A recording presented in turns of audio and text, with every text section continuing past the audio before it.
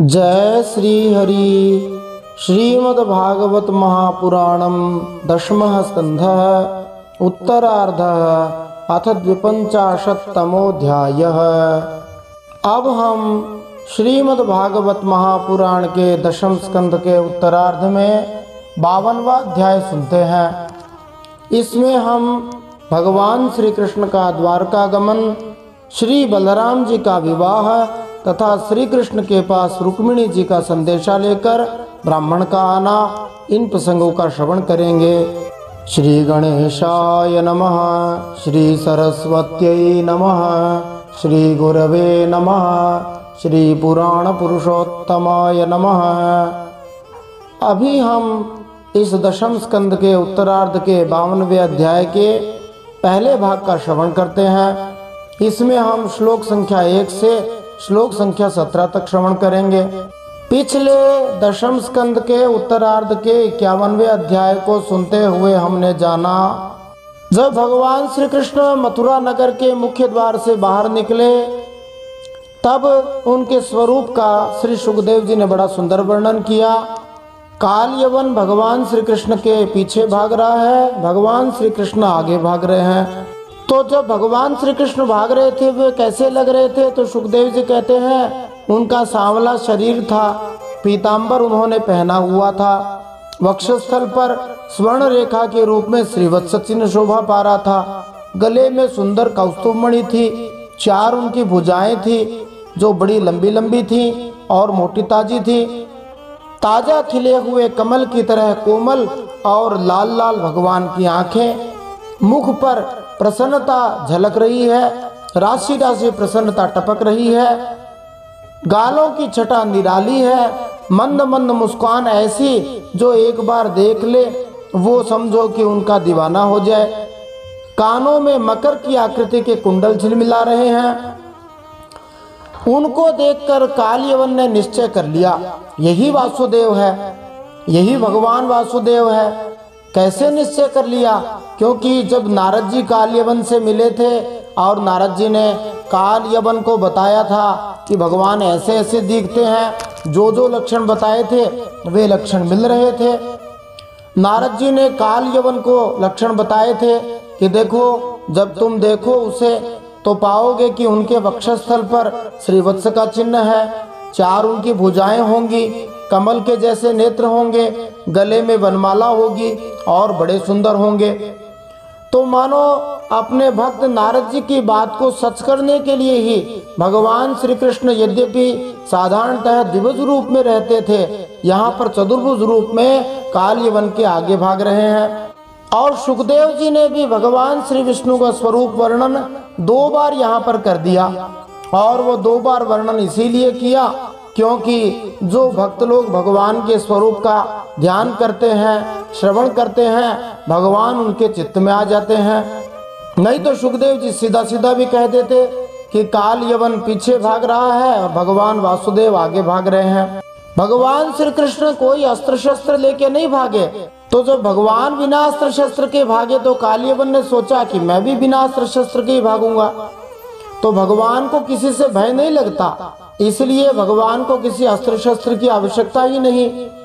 और काल यवन ने ये सोचा कि ये बिना अस्त्र शस्त्र के है तो मैं भी ऐसे ही चलता हूँ। अब भगवान आगे आगे भाग रहे हैं, काल यवन पीछे पीछे भाग रहा है।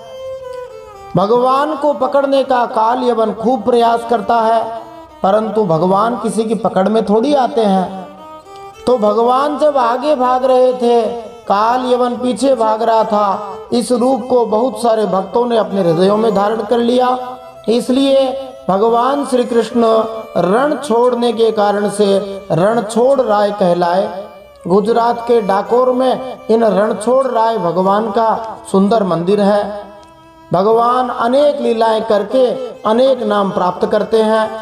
पर्वत उठाकर गिरधारी बन जाते हैं, पेट में रस्सी बंध जाने पर दामोदर बन जाते हैं, और रण छोड़कर भागने पर रणछोड़ राय कहलाते हैं। बोलिए रणछोड़ राय भगवान की जय। यद्यपि श्रीमद् भागवत में इस बात का संकेत नहीं मिला है, परंतु संत महात्मा कहते हैं कि काल यवन इसीलिए मरा क्योंकि वह भगवान की पीठ का बार बार दर्शन कर रहा था। भगवान पीठ करके भाग रहे थे, काल यवन पीठ को देखते जा रहा था। तो कहा जाता है जब हम मंदिर में जाते हैं और परिक्रमा लगाते हैं तो परिक्रमा लगाते समय भगवान की पीठ का दर्शन और स्पर्श आदि नहीं करना चाहिए, क्योंकि पीठ से मृत्यु, अधर्म, पराजय आदि की उत्पत्ति हुई है। ये हमने श्रीमद् भागवत में ही सुना था। और उस पीठ का दर्शन करने से हमारे पुण्य तो नष्ट होते जाते हैं और जो अशुभ हैं वे बढ़ते जाते हैं। इसलिए मंदिर में जाएं तो भगवान की पीठ का दर्शन नहीं करना चाहिए।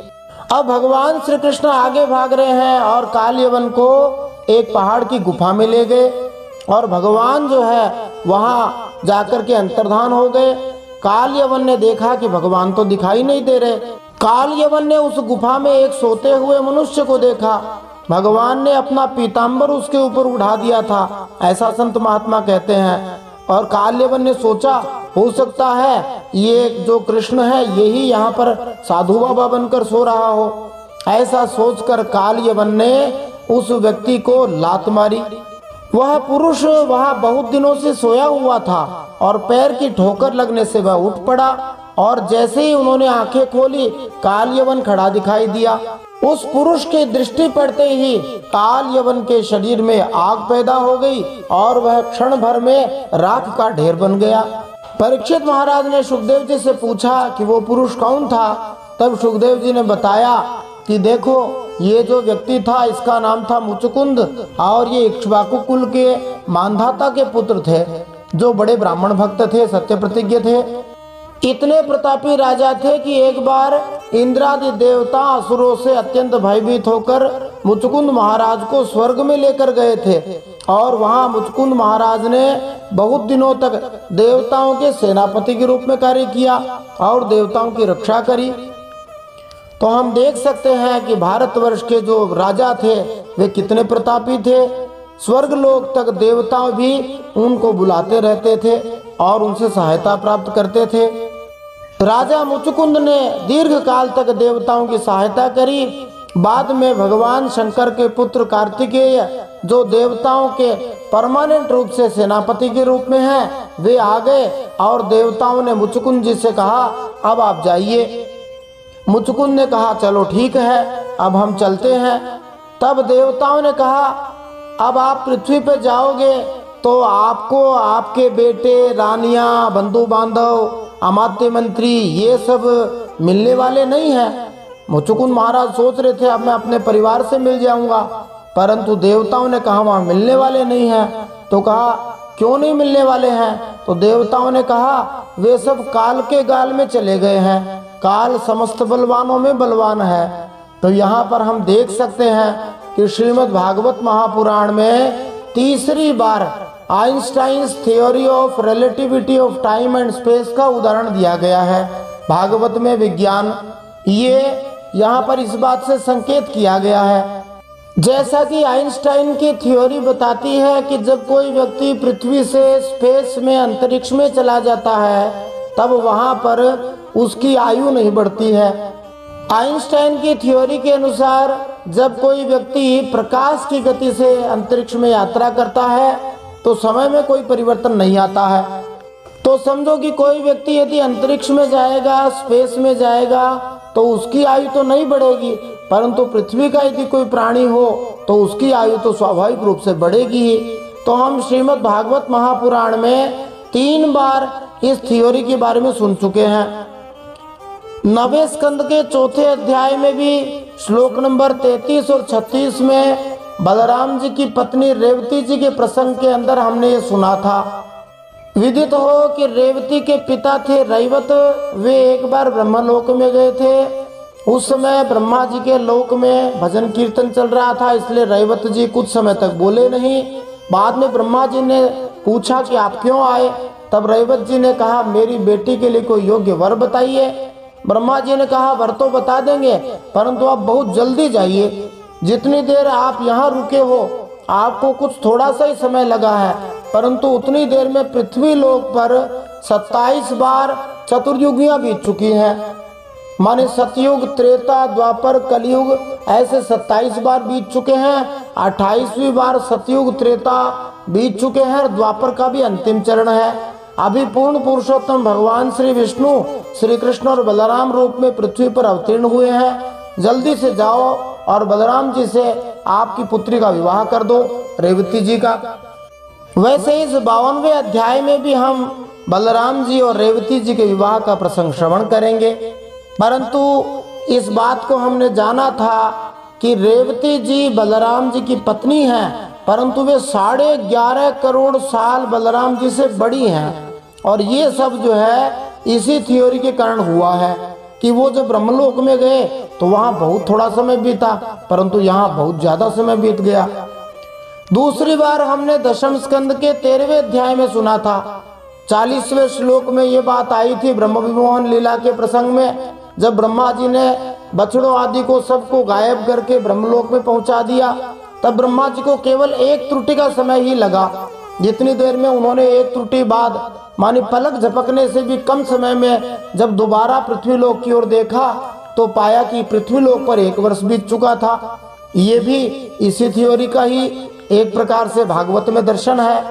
और तीसरी बार ये उदाहरण मुचुकुंद महाराज का है, जहाँ मुचुकुंद महाराज को स्वर्गलोक में कुछ दिन बीते थे और पृथ्वीलोक पर बहुत ज्यादा समय बीत गया था।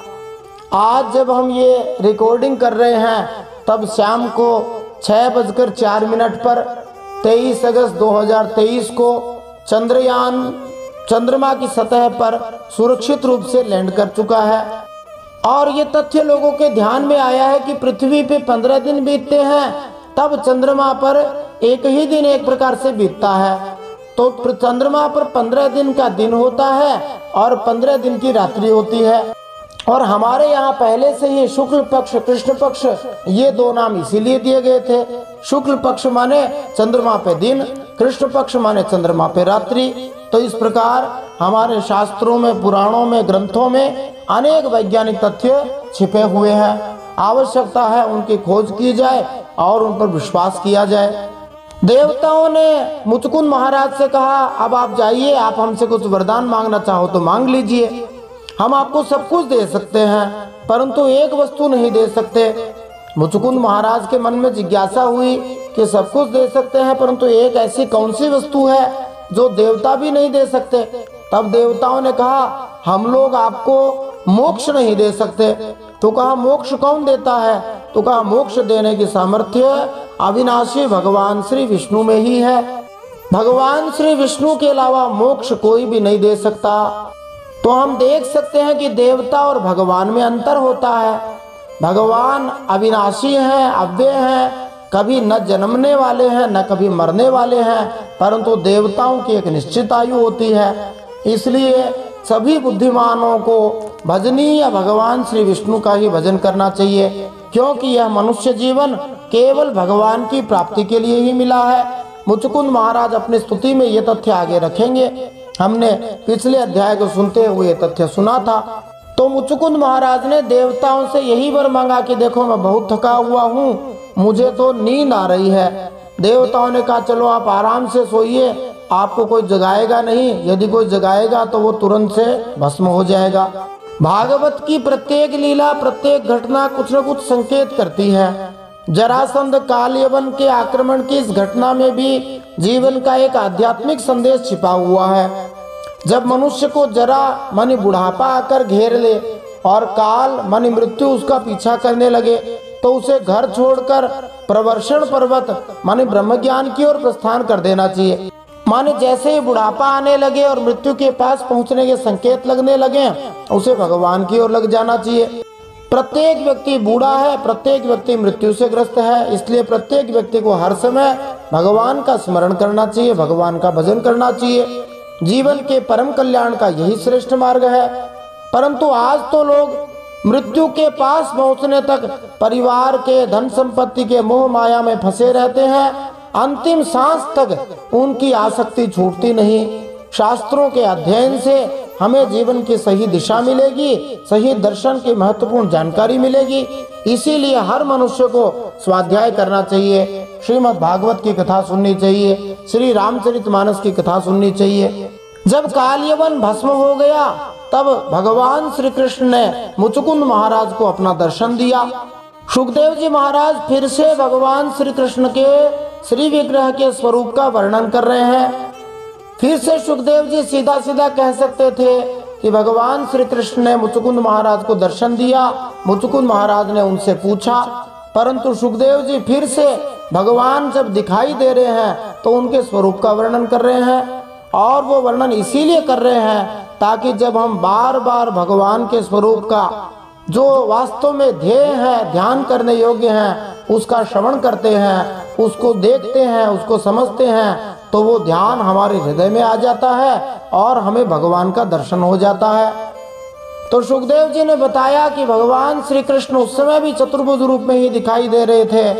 बड़ा सांवला उनका शरीर है, रेशमी पीताम्बर पहने हुए हैं, वक्षस्थल पर श्रीवत्स है, गले में कौस्तुभ मणि है जो दिव्य ज्योति बिखेर रही है, 4 उनकी भुजाएं हैं, वैजयंती माला घुटनों तक लटक रही है, मुख प्रसन्नता का घर है, कानों में मगरमच्छ की आकृति वाले मकराकृति कुंडल जगमगा रहे हैं, होठों पर प्रेम भरी मुस्कुराहट है, आंखों में जो चितवन है वो प्रेम और अनुराग की वर्षा कर रही है।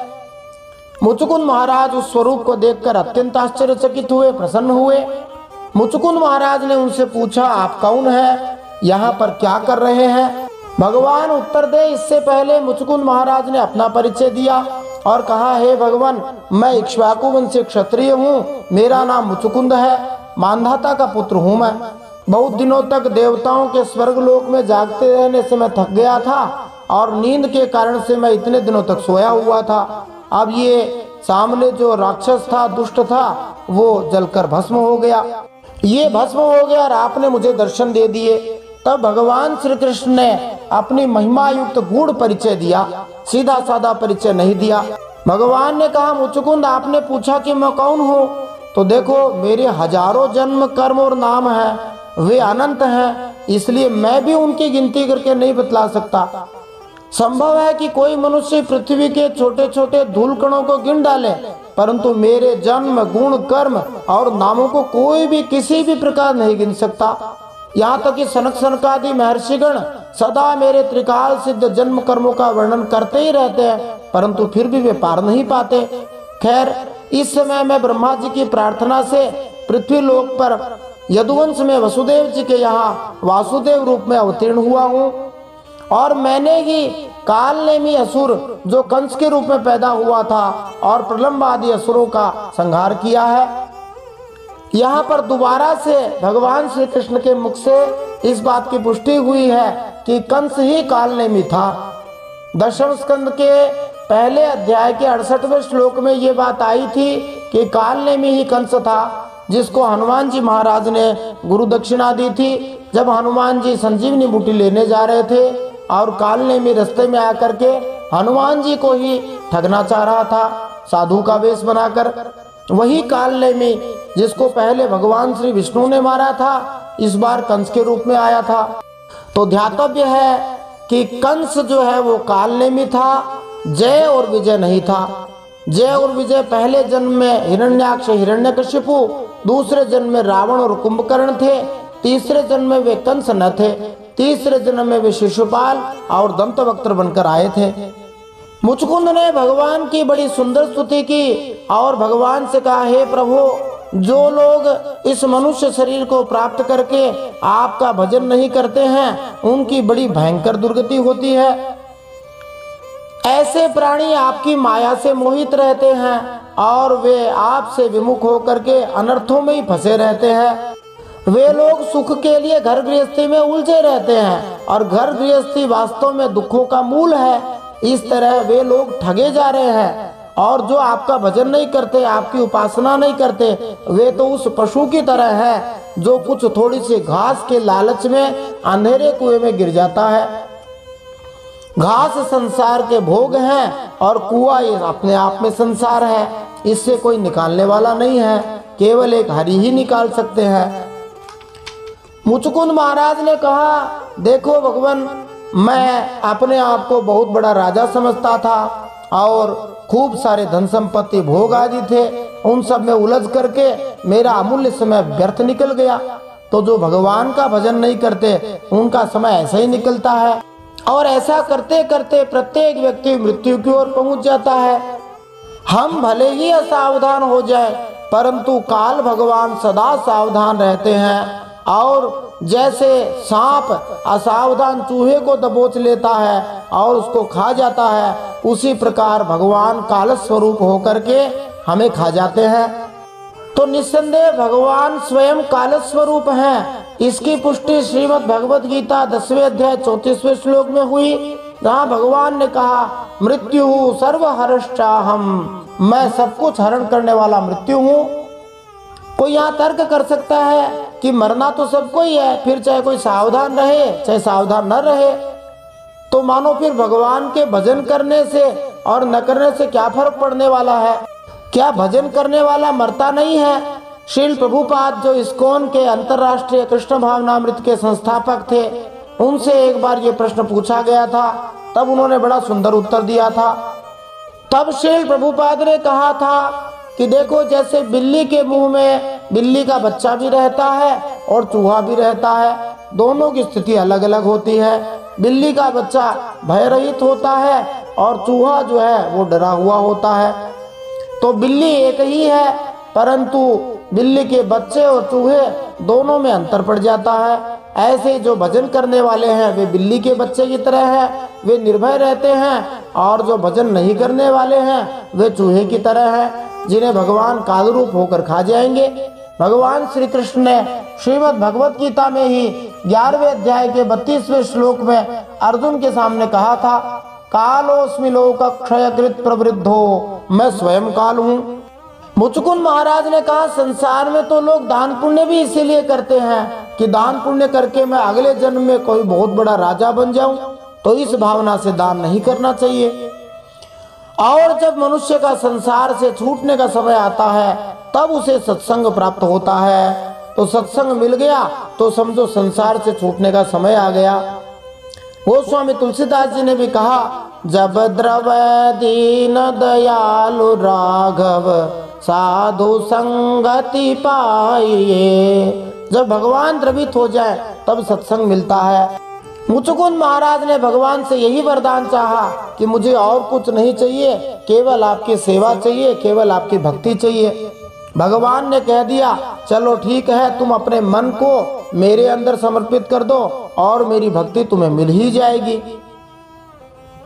अब हम श्रीमद् भागवत महापुराण के 10वें स्कंद के उत्तरार्ध के 52वें अध्याय में भगवान श्री कृष्ण का द्वारकागमन, श्री बलराम जी का विवाह तथा श्री कृष्ण के पास रुक्मिणी जी का संदेशा लेकर ब्राह्मण का आना, इन प्रसंगों का श्रवण करते हुए इन महत्वपूर्ण प्रश्नों के उत्तर प्राप्त कर सकते हैं।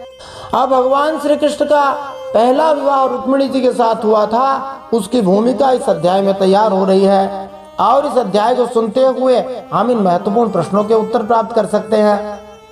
राजा मुचुकुंद कलयुग के कौन से लक्षण देखकर आराधना करने बदरिकाश्रम चले गए? भगवान श्री कृष्ण द्वारा 3 करोड़ म्लेच्छ यवनों का संहार किस बात का संकेत है? ये एक महत्वपूर्ण प्रश्न है। भगवान श्री कृष्ण की रणछोड़ लीला, फिर से एक बार भगवान श्री कृष्ण रणछोड़ कहलाएंगे। भगवान श्री कृष्ण का नाम रणछोड़ राय क्यों पड़ा? नटवर नाट्य शिरोमणि भगवान श्री कृष्ण, ये हम जानेंगे। आइए इन सब प्रश्नों के उत्तर आज के इस 10वें स्कंद के उत्तरार्ध के 52वें अध्याय के पहले भाग को सुनते हुए प्राप्त करते हैं। जय श्री हरि। नारायणं नमस्कृत्य नरं चैव नरोत्तमं देवीं सरस्वतीं व्यासं ततो जयमुदीरयेत्। भगवान श्री नरनारायण को प्रणाम करते हुए श्री गणेश जी महाराज, माता सरस्वती, वेदव्यास भगवान को प्रणाम करते हुए हृदयाराध्य सर्वांतर्यामी, सबके हृदयों में विराजमान, अनंत कोटि ब्रह्मांड नायक, परात् परब्रह्म पुरुषोत्तम, जगदाधार, जगन्नियंता, जगदीश्वर, जगतगुरु, जगन्नाथ भगवान श्री हरि के पावन चरणों में प्रणाम करते हुए भगवत स्वरूप श्रीमद् भागवत महापुराण को प्रणाम करते हुए श्री सुखदेव जी और परीक्षित महाराज को प्रणाम करते हुए, अनंत कोटि सब संत महात्माओं वैष्णवों को प्रणाम करते हुए, भगवान से वृंदावन बिहारी को प्रणाम करते हुए अब हम श्रीमद् भागवत महापुराण के दशम स्कंद के उत्तरार्ध में 52वां अध्याय सुनते हैं। इसमें हम भगवान श्री कृष्ण का द्वारकागमन, श्री बलराम जी का विवाह तथा भगवान श्री कृष्ण के पास रुक्मिणी जी का संदेश लेकर ब्राह्मण का आना, इस प्रसंग का श्रवण करेंगे। श्रीमद् भागवत महापुराणम दशमः स्कंधः उत्तरार्धः अथ 52तमोऽध्यायः। अभी हम इसका पहला भाग सुनते हैं। श्री शुक उवाच इत्थं सोऽनुगृहीतोऽंग कृष्णेनेक्ष्वाकुनन्दनः तं परिक्रम्य सन्नम्य निश्चक्राम गुहामुखात्। श्री सुखदेव जी परीक्षित महाराज से कहते हैं, भगवान श्री कृष्ण ने इस प्रकार इक्ष्वाकु नंदन राजा मुचुकुंद पर अनुग्रह किया, कृपा करी। अब उन्होंने भगवान की परिक्रमा की, उन्हें नमस्कार किया और गुफा से बाहर निकले। सवीक्ष्य क्षुल्लकान् मर्त्यान् पशून् वीरुद्वनस्पतीन् मत्वा कलियुगं प्राप्तं जगाम दिशमुत्तराम्। मुचुकुंद महाराज ने बाहर आकर देखा कि सब के सब मनुष्य, पशु, लता और वृक्ष वनस्पति पहले की अपेक्षा बहुत छोटे आकार के हो गए हैं। इससे यह जानकर कि अब कलयुग आ गया है, वे उत्तर दिशा की ओर चले गए। इस श्लोक में कई महत्वपूर्ण शब्द हैं। संस्कृत के एक प्रामाणिक कोश में क्षुल्लक शब्द के क्षुद्र, निम्न, निर्धन, दुष्ट, द्वेषी, परित्यक्त, पीड़ित, दुखित ऐसे अनेक अर्थ पाए जाते हैं। ये सभी लक्षण कलयुग के हैं और ये सभी गुण मनुष्यों, पशुओं, पौधों तथा वृक्षों में पाए जाते हैं। हम लोग जो अपने और अपने पर्यावरण के प्रति इतने मुग्ध हैं, पहले के युगों के श्रेष्ठ सौंदर्य तथा उस समय की जीवित अवस्थाओं की कदाचित कल्पना कर सकते हैं। अर्थात वह उत्तर दिशा की ओर चले गए। इसको इस प्रकार समझा जा सकता है कि भारत की उत्तर दिशा में जाने पर सबसे ऊंची हिमालय की पर्वत श्रेणी मिलती है। आज भी वहाँ अनेक सुंदर चोटियां तथा घाटियां हैं, जहाँ तपस्या तथा ध्यान के योग्य शांत कुटियां हैं। इस तरह वैदिक संस्कृति में उत्तर दिशा में जाने का अर्थ होता है सामान्य समाज की सुविधाओं को छोड़कर आध्यात्मिक उन्नति के लिए कठोर तपस्या करने के लिए हिमालय पर्वत में जाना। तो मुचुकुंद महाराज ये लक्षण देखते हैं कि कलयुग में सब चीज छोटी छोटी होंगी। कहा जाता है कि सतयुग आदि में मनुष्यों की लंबाई बहुत ज्यादा हुआ करती थी और कलयुग में धीरे धीरे जैसे बढ़ता जाएगा लंबाई कम होती जाएगी। ऐसे ही पेड़ पौधों पर भी ये नियम लागू होता है और संभवतः मनुष्यों की लंबाई ही नहीं, मनुष्यों की बुद्धि भी कलयुग में छोटी होती जाती है। यद्यपि समझते अपने आप को बहुत बड़ा है। तपः श्रद्धा युतो धीरो निस्संगो मुक्त संशयः समाधाय मनः कृष्णे प्राविशद गंधमादनम।